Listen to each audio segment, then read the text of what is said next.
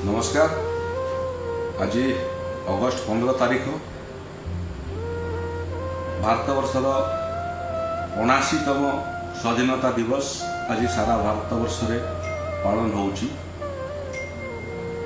August 15 तारीख केवल calendar एक तारीख नुह, ये तारीख देशर स्वाधीनता प्राप्ति पाई स्वाधीनता संग्राम रे झास देइथिबा समस्त स्वाधीनता संग्रामी एवं क्रांतिकारी सेमानकर साहस, सेमानकर धैर्य, सेमानकर पराक्रम एवं सेमानकर बलिदान को मने पकेबा।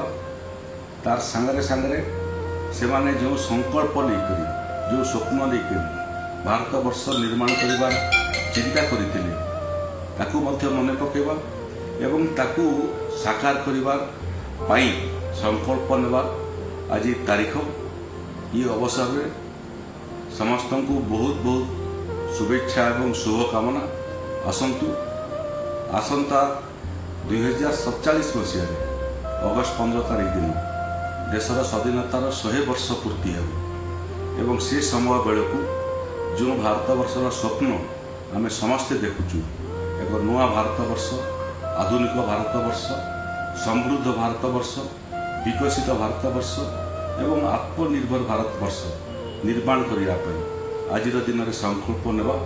स्वाधीनता दिवस अवसर में समस्त को आम मन पकेबा जो मानकर बलिदान फल आम ये स्वाधीनता प्राप्त करिचु एवं संकल्प नेबा सेमानकर स्वप्न को साकार करने एवं सत्य रूपांतरित करने।